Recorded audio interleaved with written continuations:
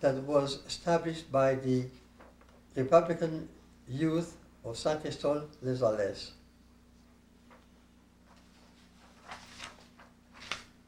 Now, here is the citation of my brother Max. His citation is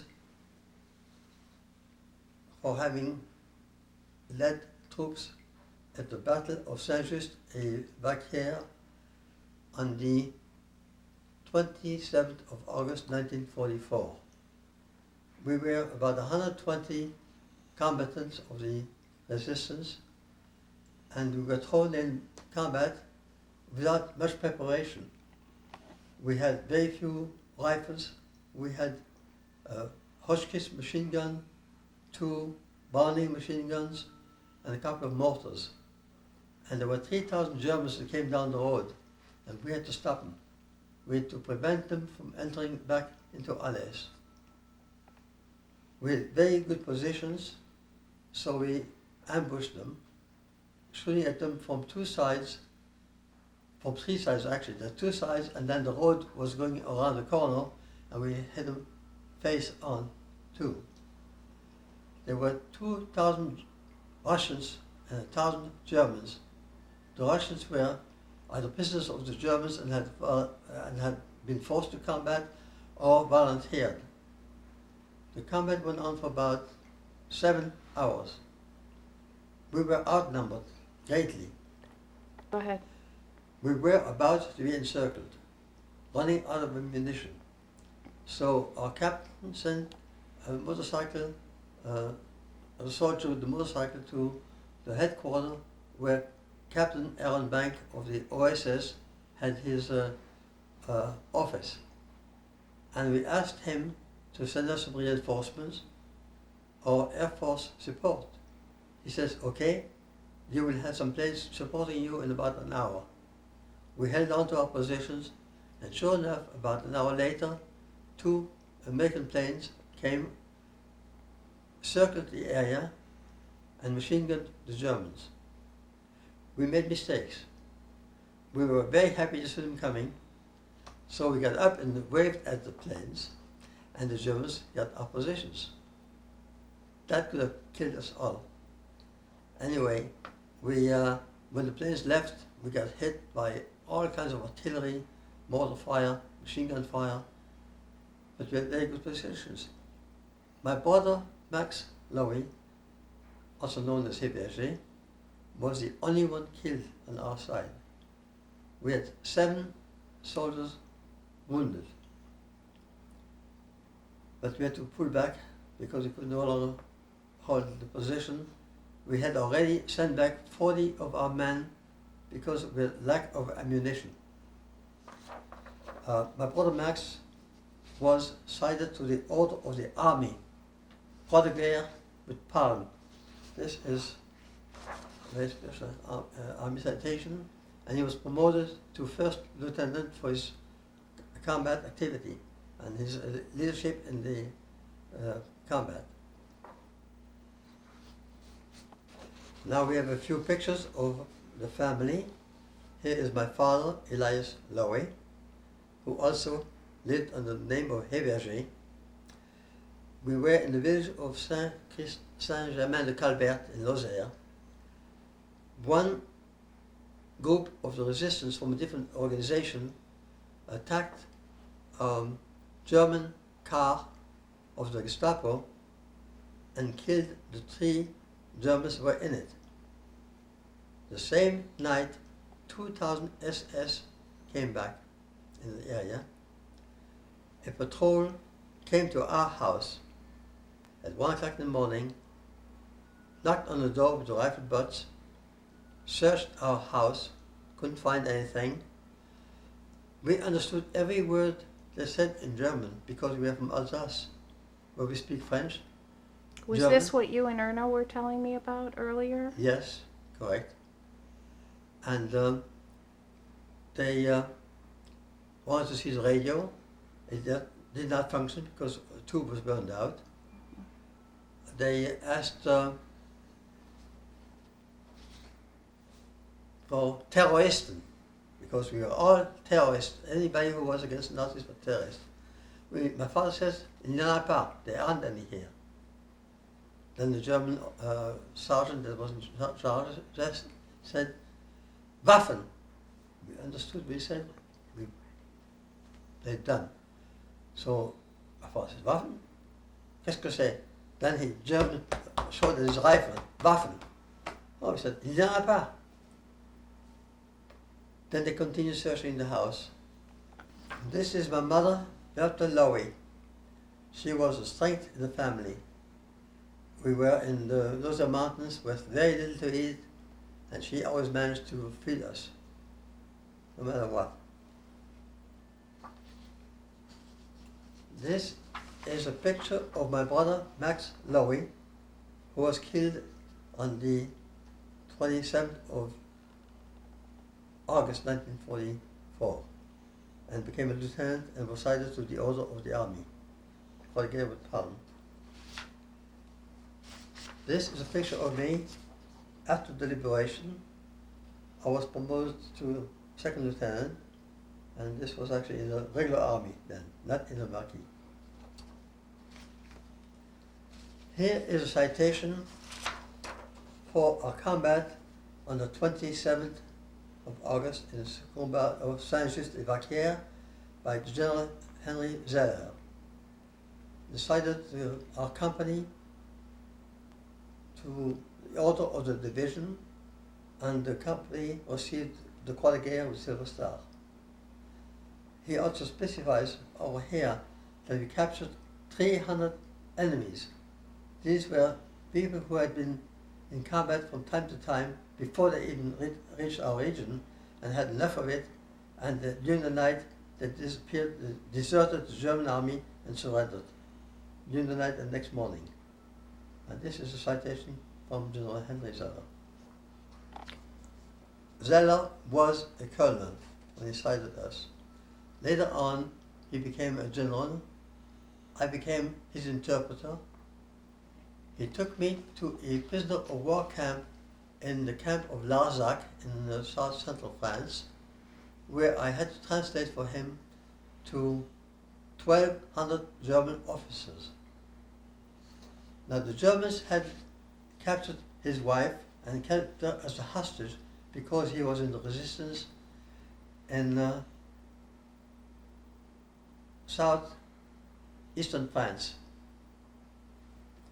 He said, "You have mistreated my wife, but I will treat you as prisoners.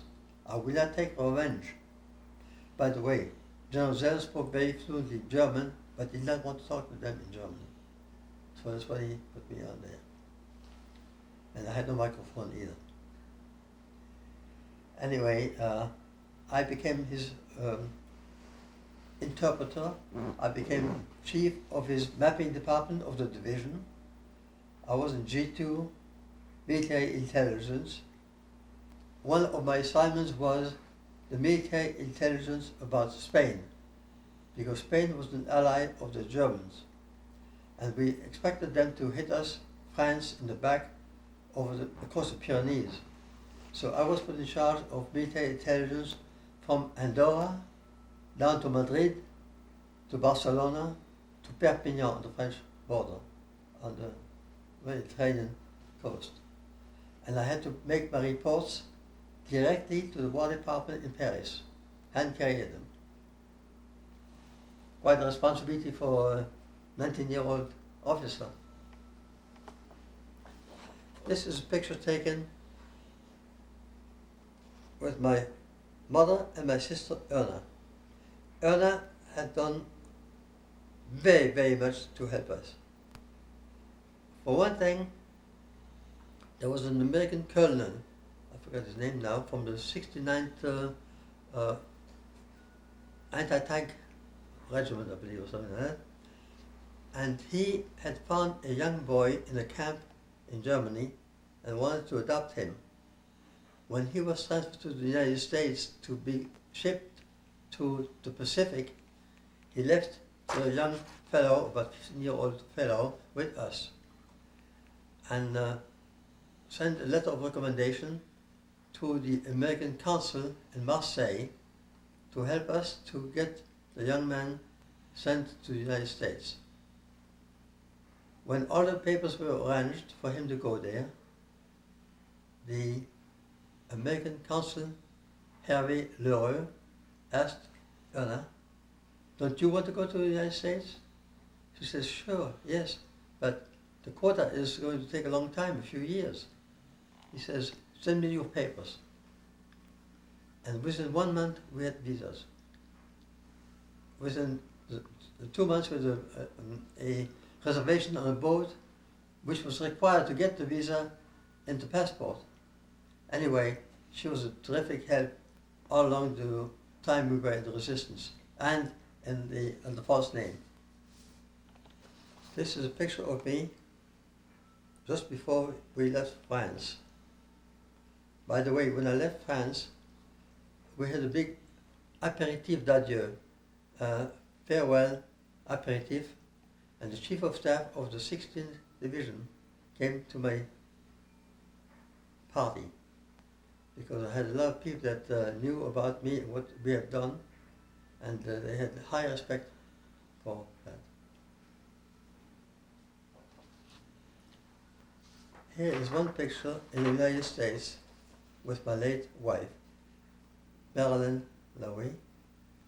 She passed away about a year later in 1998. Go ahead. This is my family at one of my son's wedding.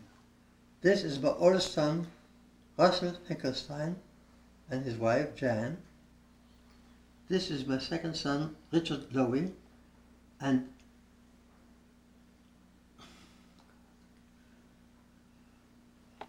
Okay, I'm starting over. Go ahead. this is my oldest son, Russell Finkelstein, and his wife, Jan.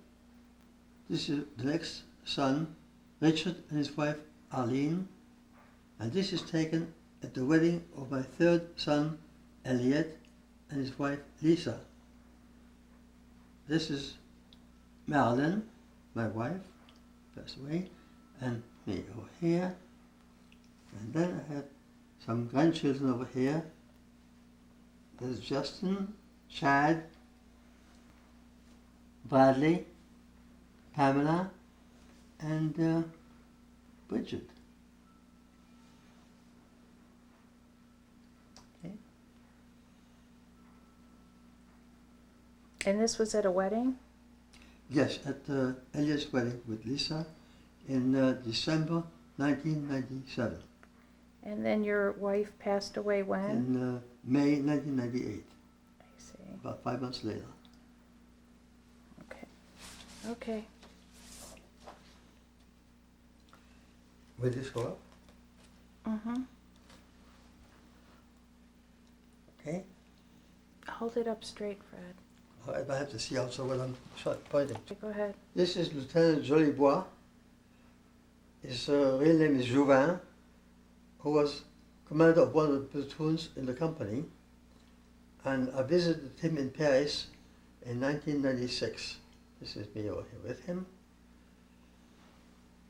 And this is another reunion of some of the combatants of the 32nd Company. This is me at the site where we had attacked and stopped the German column for about 7 hours in Saint-Just-Évaquière. We were over here in the bushes on both sides. We were also on the other side in bushes, as well as in the curve where the road turned. And this is where my brother Max was killed. This is my sister Erna Moed. Her husband's name is Bernard, and he has 2 children, Sandra Moed and Edward Moed. Okay, go ahead. In 1993, I went to a garage sale, and there was a big table and a single book on it. The book was From OSS to Green Beret by Colonel Owen Bank. Well, it sounded very familiar. I mean, I knew about the OSS, I knew about Owen Bank. I didn't know he was a colonel at that point, but when I saw that book, naturally, I grabbed it. I contacted the printer. They had no information on his address. One evening, watching TV, I see a movie about the Green Beret and Colonel Bank. Of course, I did not recognize him because he had aged, but his name was in subtitle in the movie. So I called up the TV station immediately. They told me that the production was from Greystone Productions, and they gave me the phone number and of Greystone, and I contacted them. They said, Colonel Bank, certainly we are going to give you his address and his phone number, and they gave it to me. So I was in San Diego visiting my oldest son, and I said, I'm going to see Colonel Bank. And sure enough, I was able to locate him in San Clemente, and this was as a result of the reunion. This article was published by my employer's services, and we took a picture of Colonel Bank over here too. Okay? What did you just say? Peeking around the corner. Who is? Catherine, his wife. I'm recording this, Fred. Oh, this is a picture we took at Colonel Bank's residence in San Clemente, and there is Catherine peeking around the corner. Okay.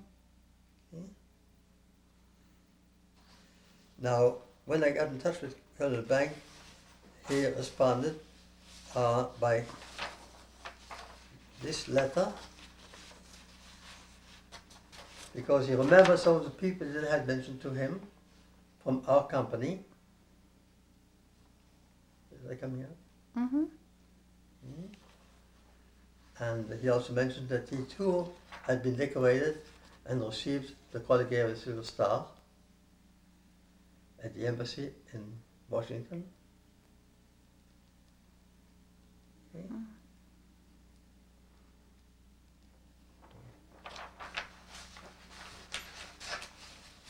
And a subsequent article on the war, the resistance. I have here a number of the publications in which the resistance is mentioned, as well as in Captain Bank in the OSS. First of all, you see his book from OSS to Green Beret on the anniversary of the combat of Saint-Just on the 27th of August 1944. This article was published in 1945, a year later. In there it also mentions Captain Owen Bank over here, and my brother Max being killed over here, Max Heberty.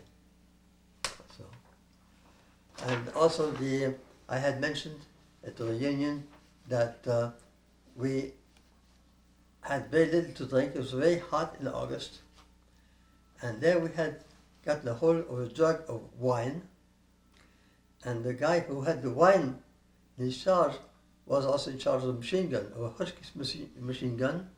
So he took off his shirt, soaked it with the wine, and cooled the machine gun down. It was more important to him than us being starving of thirst. I can laugh now, it was not funny then. Yes, it's in there too. Here are a number of publications about the French resistance in which we were directly involved. This is the Odyssey of the 32nd Company, CFL, which stands for Corps Franc de Libération, Liberation Commandos. Here is another publication by Aimé Bielzeuf, who wrote more than 20 books. This one is called Tomorrow, Black Blood.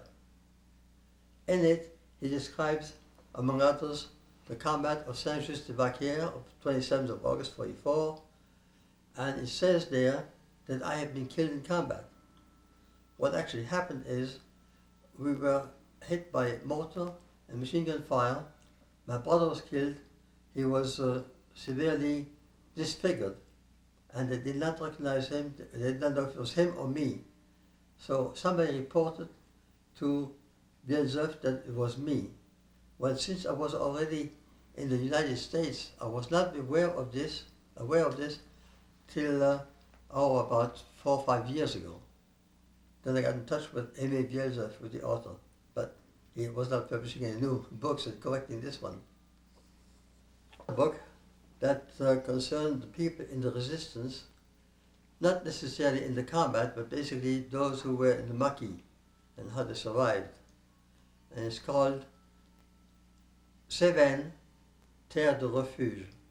The Cévennes Mountains are in south-central France, mainly in the department of Lozère, which is north of the city of Alès.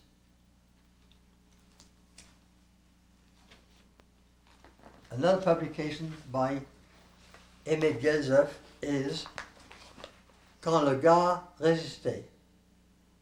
The Gard is a department in France, like a state, and this book concerns the resistance both in the Gard and in Lozère.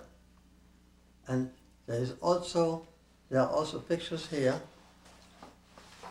which I have provided with the combat that I led, Capt Owen Bank. On the other side we have the group of Saint-Germain-de-Calbert, the Maquis, the Corps Franc, the commando unit, and on the bottom a picture of the Hotchkiss machine gun in action during the combat of Saint-Just-de-Vaquière.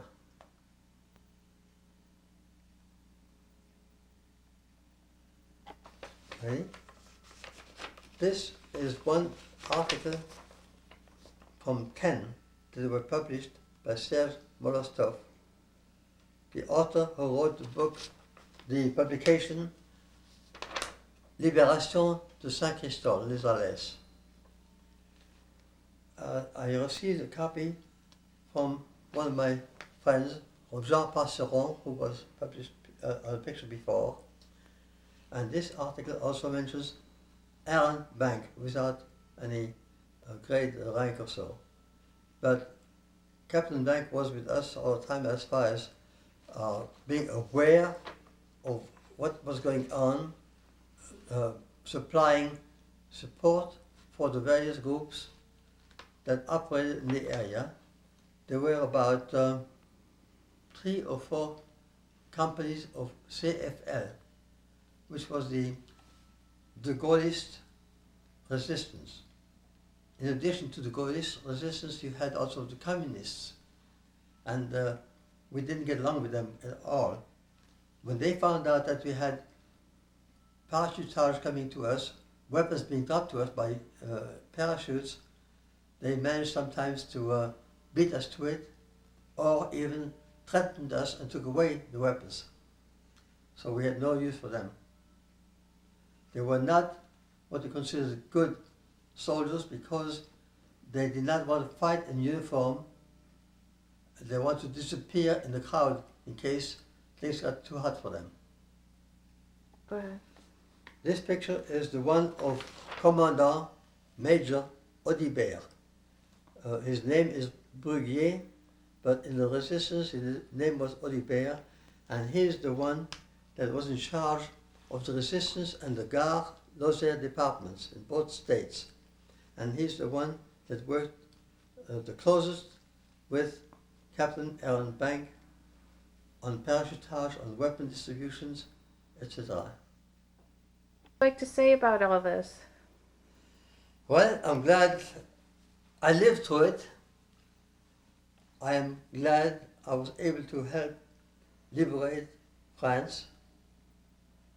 I am mostly glad that I was able to come to the United States and recently to join in the celebration of Colonel Owen Bank's 100th birthday.